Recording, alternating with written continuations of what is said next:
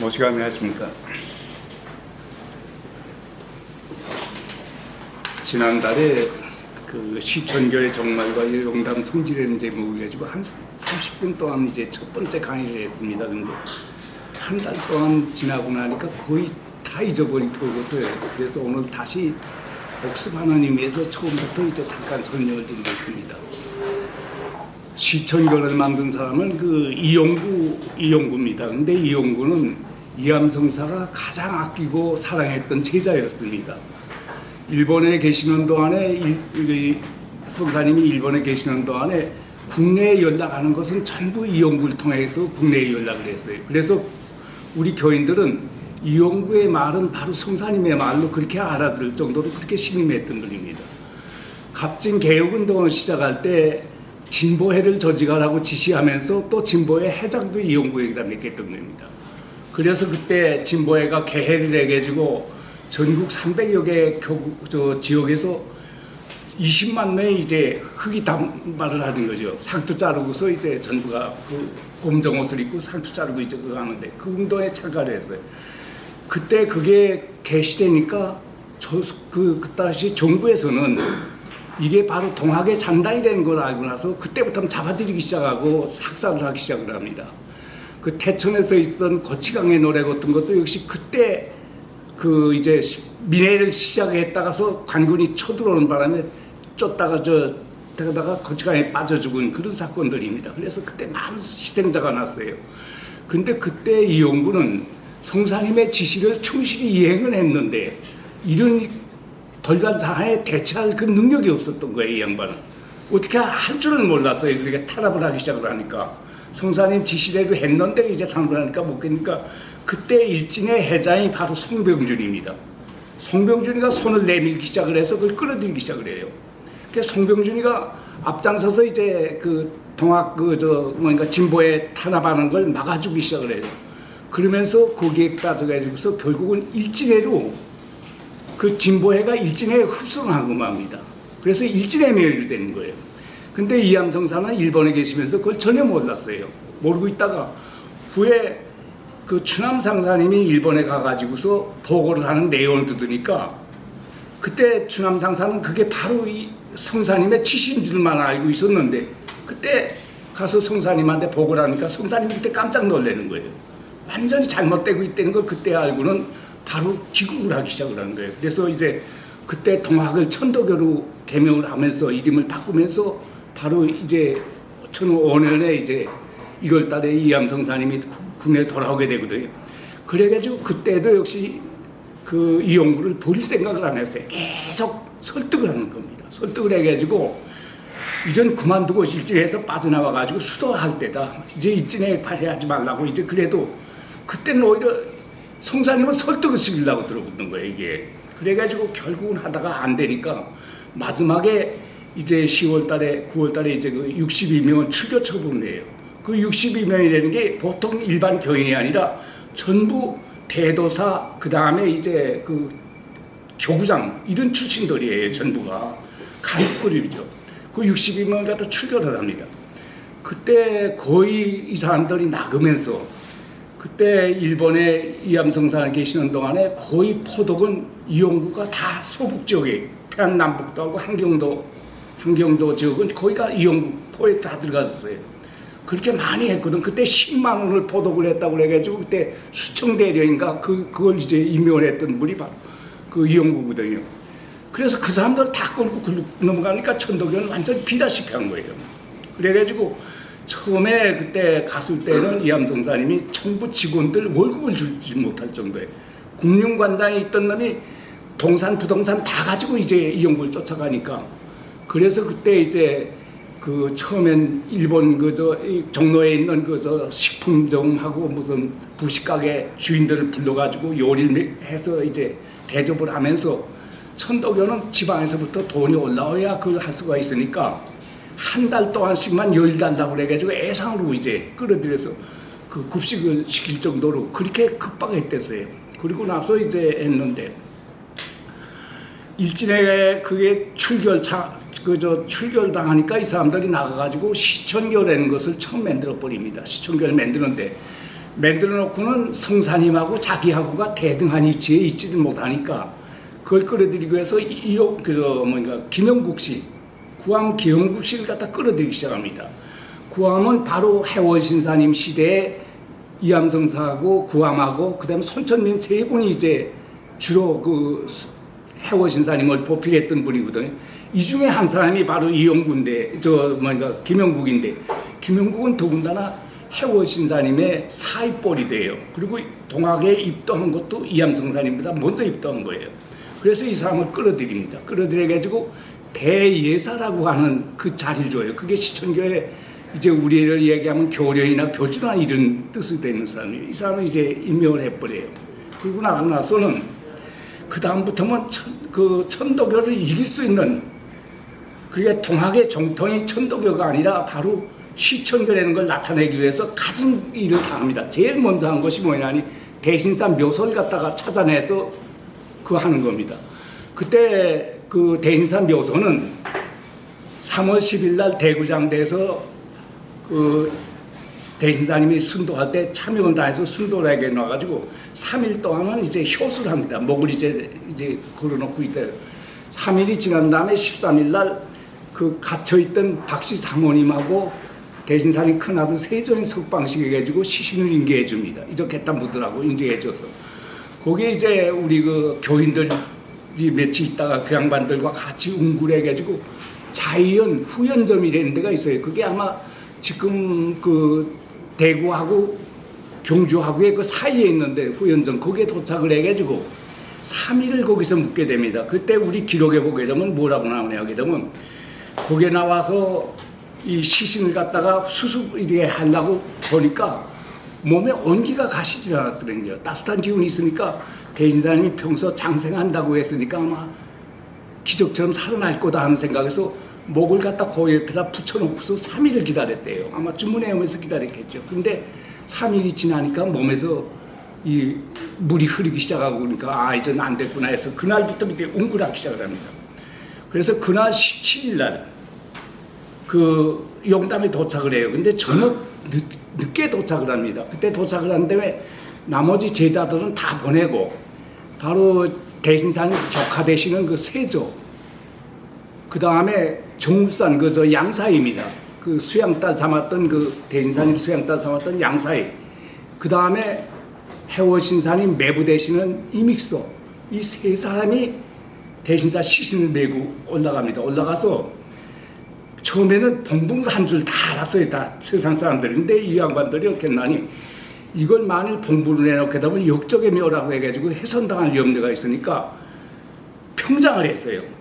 그 평장을 해가지고 아무것도 모르게끔 평장을 해놓으니까 그때 정울산이나 그 세조나 이분들은 매년 와가지고 그 자리에다 설까지 꽂아놨다 그럽니다. 그걸 잊어버리지 않기 위해서, 그 위치를 잊어버리지 않기 위해서 그렇게 해놓고 그때 이제 그래가지고 그 묘가 있다는데 이걸 찾아내가지고서 27,000평 그 가정리 75번지라는데 27,000평 사가지고 거기다 묘 쓰게 됩니다.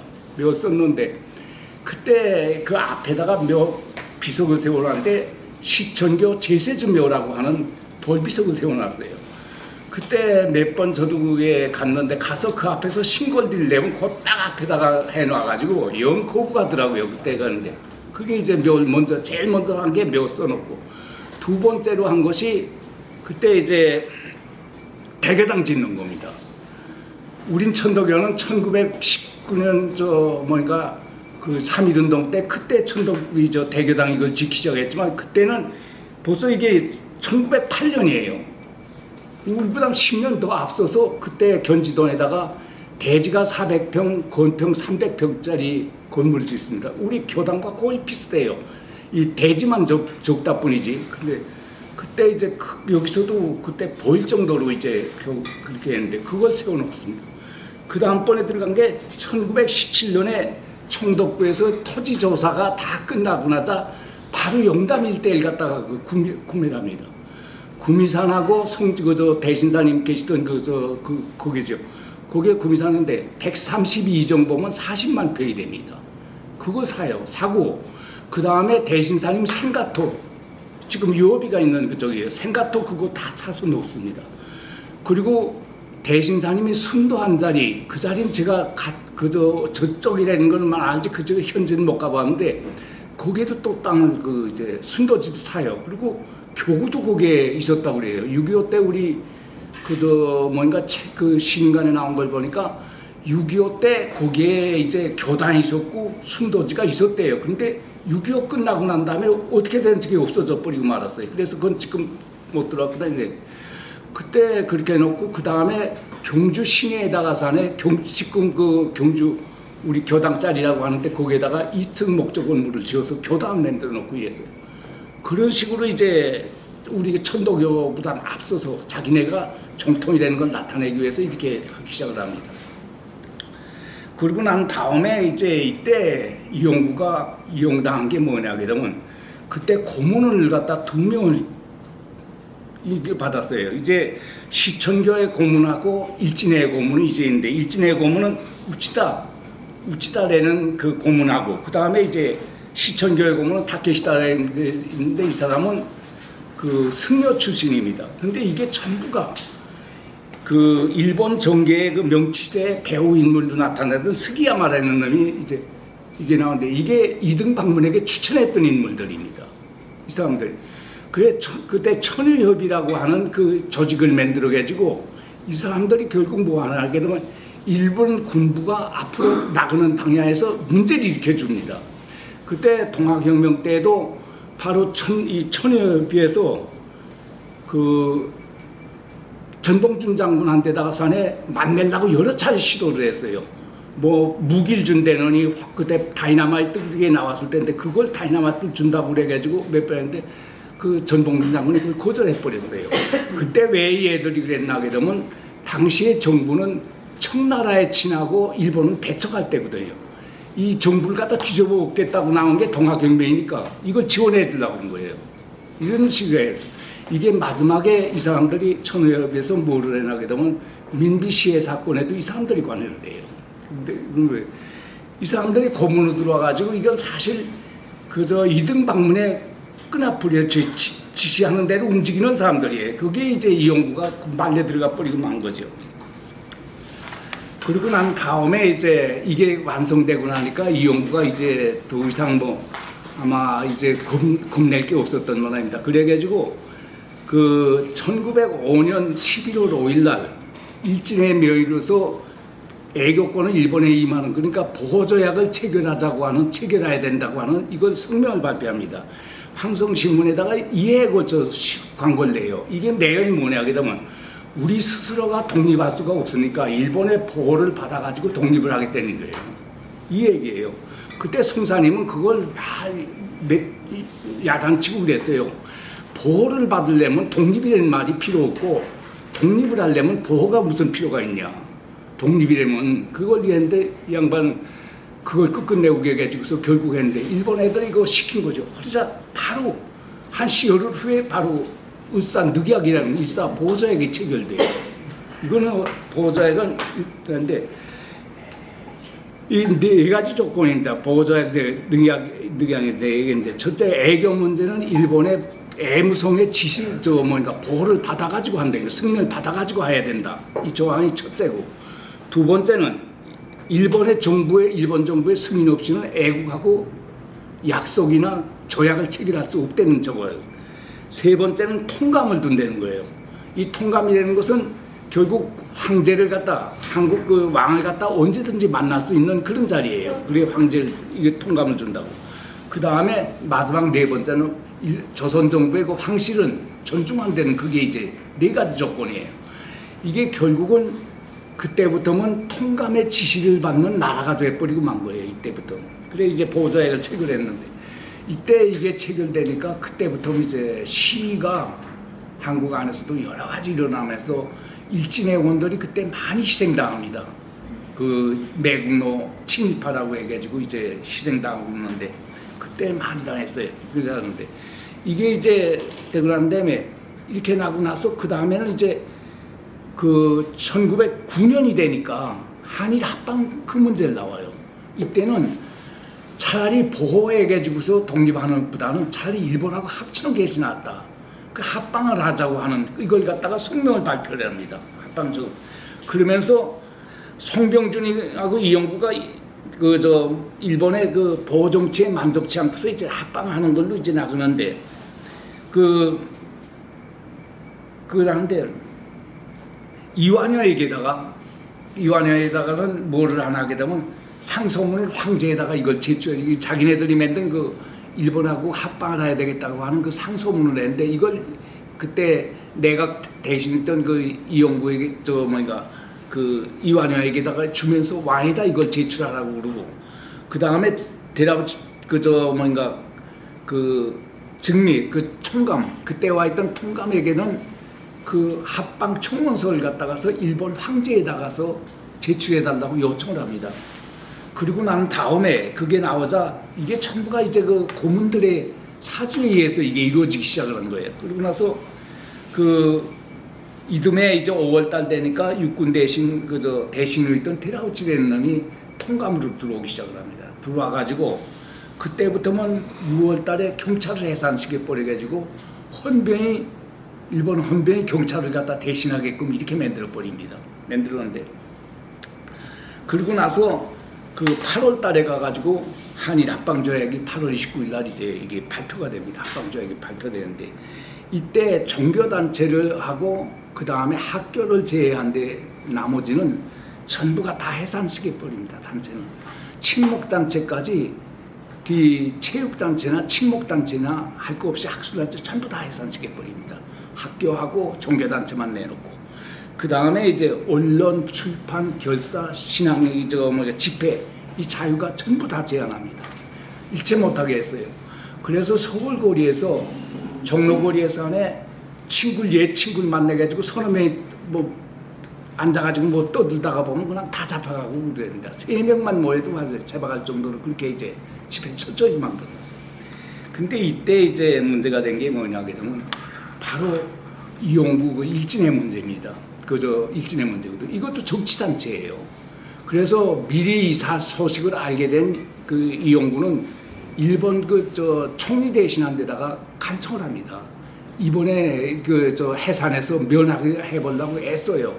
근데 일본 애들이 듣지 않아요. 이제 다 끝났으니까 듣지 않아요.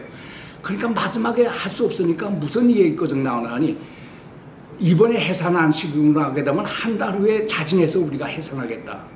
그러니까 똑같이 해산되는 걸 이제 반대한 거죠. 그러니까 자기네들은 그래도 일본은 한일 합방에 공을 세웠는데 똑같이 그렇게 해산시키는 건 이제 그러니까 해산한 한 달만 여유를 주게 되면 자진해서 해산하는 걸로 이제 하겠다고 이런 걸 했는데 그것도 다 거절해버려요. 그래가지고 마지막에 가가지고는 일본에 이제 시촌교인을 데리고 일본으로 만주를 건너가가지고 만주에 정착을 하면 다음에 만주를 일본이 차지하는데 도움이 될 테니까 300만 원만 주게 되면 만주를 다 데리고 가겠다고 그랬는데 그거 다 거절당해요.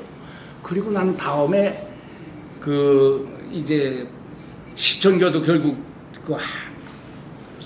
완전히 해산이 되는 거죠. 해산된 다음 날 그러니까 15만 원 해산비로 15만 원을 받아요. 15만 원을 주고 해주고서 해산시키는데 다음 날 이용구가 다량의 피를 토해가지고 쓰러져 버리고 맙니다. 그래서 한성병원에 입원을 했는데 상당히 죽대가 그래가지고 거의 1년 동안 치료를 받아도 그렇게 낫지 않아요. 그래서 다시 일본으로 이제 건너가가지고 일본에서 치료를 받고 있는데 그러다가 이제 거기에서 마지막에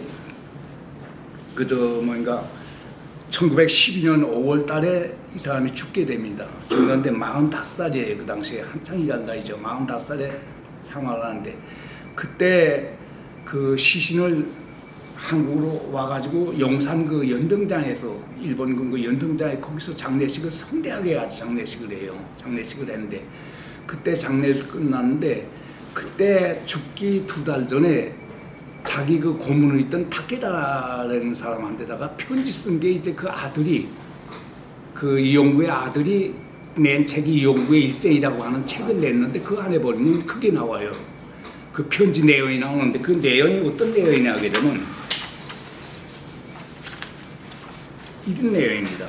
이제 약하고 제가 조금 중요한 것만 이제 여기 적었는데 도대체 인간이 세상에 있는 한 한 번 죽고 사는 것은 당연한 이치이지만 그러나 소생의 일생을 되돌아보면 가소로운 일이 너무나 많았습니다. 이게 이제 이 연구가 자기 편지 내용이 이게요. 그런데 지금 내 자신을 돌아보면 참으로 어리석은 자가 저였습니다. 지우지필한 저를 두고 한 말입니다. 잘도 남에게 속아 넘어갔고 잘도 놀림감이 되었습니다. 2천만의 인민을 일본의 최하등 국민으로 몰아넣고 신일본 국민으로 참가시키지 못한 죄도 소생에게 있습니다. 문을 나서면 주위 사람들로부터 조롱과 창피를 당하고 집에 돌아오면 시천교인으로부터 이제 국가를 위한다는 것이 이런 것이냐, 일진의 목적 달성이라는 것이 이런 것이냐, 이런 질책이 매일같이 계속되니 참으로 견디기 어렵습니다. 입이 있어도 말을 할 수 없고 주위를 보아도 나를 이해해주는 사람이 하나도 없이 늘 혼자입니다. 이러한 합방에 불만을 가진 사람들은 소생을 볼 때마다 매국노라 매도하며 언제 소생의 생명을 해칠지 늘 불안 속에 살고 있습니다.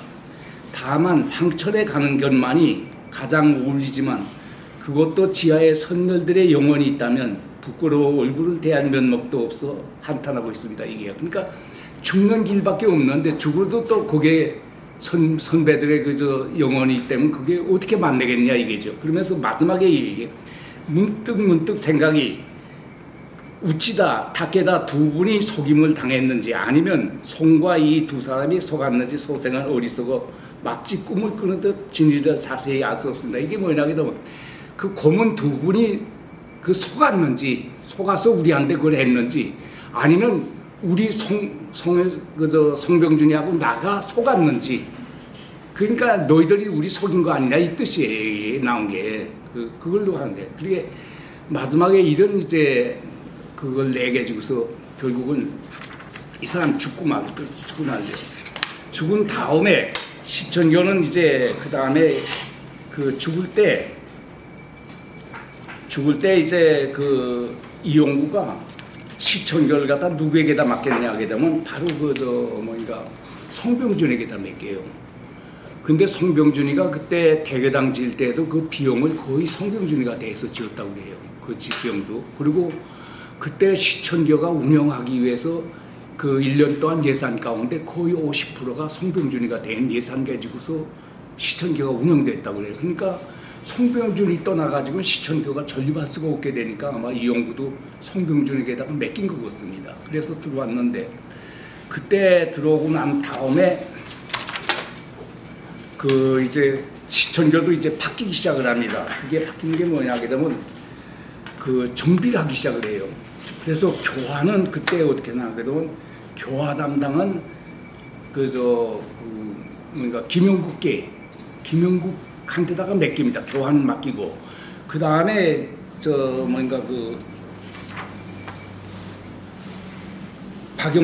교무 담당은 이제 박영채라는 사람이 이게 대도 출신이에요. 이 양반도. 근데 이 양반이 이제 맡게 해가지고 그러니까 교화와 그 다음에 교무를 갖다 분리해가지고 그때부터 정비하기 시작을 합니다. 그거 하거든. 그 다음에 교구가 나오는데 직여당이라고 나와요. 직여당이 이제 우리로 얘기하면 대교구와 같은 그 역할을 한 게 직여당이 나오고 때 이게 10,000명 이상이 될 때 직여당을 설립하게끔 돼 있고 그 다음에 분교당이라는 것은 5,000명 정도를 기준으로 해가지고 분교당을 만들고 그 다음에 그 이하는 전교실로 해가지고 이런 조직을 가지고 있어요. 그리고 1911년에는 시천교 정원을 갖다 만들어서 발표를 합니다. 시천교 정원을 발표하는데 여기에 보게 되면 그러니까 대신살 제세주라고 그러거든. 제세주, 해월성사, 그 다음에 김용국 일로 내게 되는 거예요. 그 계통을 거기다 명시 그렇게 놨어요. 그렇게 놓고 그 다음에 우리가서 얘기하는 이게 우리가 똑같아요. 그 오관이 이제 나오는데 염주라고 해가지고 주문이 나오는 게 주문. 그 다음에 치성 이게 결국 정선이에요. 정선. 봉청수라고 해가지고 청수봉전이게 청순하고 혼성미 성미. 그 다음에 성일 예식 시일 이게 우리와 똑같이 오관 갖다 명칭만 바꾸지 오관이 그대로 나오게 돼 있어요. 그 다음에 이제 그 시천교 원보도 그때부터 발행을 하기 시작을 했고, 그 종학원도 또 역시 마찬가지로 6개월짜리 종학원도 선치하면서 이때부터는 새롭게 이제 일어나기 시작을 하려고 그럽니다. 근데 그게 이제 어떻게 되나 하게 되면 바로 이제 송병준이가 1911년에 한국으로 들어옵니다. 들어오면서 직접 이전 시천교를 갖다 자기가 관리를 하려고 들어오기 시작을 합니다. 그런데 이제 교회를 갖다 완전히 이제 장악을 해, 교권은 장악하고 그 다음에 이제 독단적인 교회 운영을 시작을 해요. 이 사람이 그 누구 말 듣지 않고 자기 주장대로만 이제 나가기 시작을 합니다. 그러니까 김영국이하고 충돌될 수밖에 없는 거죠. 충돌돼 가지고 15년에 1915년에 돼 가지고 그리고 김영국이가 또 나옵니다. 시천교에서 탈퇴를 해가지고 나와가지고 권병덕이하고 같이 제동에다가 별도로 교당을 만듭니다. 교당을 만들어가지고 시천교하고는 별개로 이제 떨어져 나오는데 그것도 역시 마찬가지로 명칭 시천교예요. 시천교의 교당 이름만이 이제 다르게 해가지고 나와가지고 거기서 이제 하는데 그 나와가지고 또 한 3년 지나면서 김영국이하고 권병덕이가 또 사이가 또 벌어져요. 그래가지고 권병덕이가 또 다시 또 나와가지고 결정적으로 이제 와서 따로 또 교회를 만들어 놓고 그러니까 교회가 세 개가 돼버린 거예요. 분열이 되게 세 개가 되는데 그렇게 하고 난 다음에 그 이듬해 권병덕이는 도저히 더 이상 거기서 못 견디겠으니까 성사님 앞으로 돌아옵니다. 돌아와가지고 성사님 앞에서 참회식을 거행하고 난 다음에 다시 이제 천도교로 돌아오게 돼요. 그리고 난 다음에 김영국이는 거기에 있다가서 안에 20년 그 무렵이 돼가지고 상제교를 만듭니다. 거기서 이제 저기 돌아가지고 상제교를 만들어가지고 그 본부를 갖다가 저쪽에 계룡산 밑에 그쪽으로 옮겨버리고 맙니다. 그것이 지금에 와가지고는 천진교라고 나와요. 그게 이제 그 아들 들어와가지고선 천진교로 되는데 그때 묘소 이암성사님 묘소를 갖다가 할 때 우리 천도교하고 그때 분쟁이 났을 때 바로 천진교가 그때 나왔던 거예요. 그게 나와가지고 그 교당 그것 때문에 이제 우리하고 같이 이제 교섭을 하고 그랬는데 그래서 이제 지금 대진사 태묘가 지금 수리되고 그때 비석 세울 때 천진교가 그때 시천교가 아니고 천진교가 나와서 그랬습니다. 그리고 난 다음에 이제 그렇게 되는데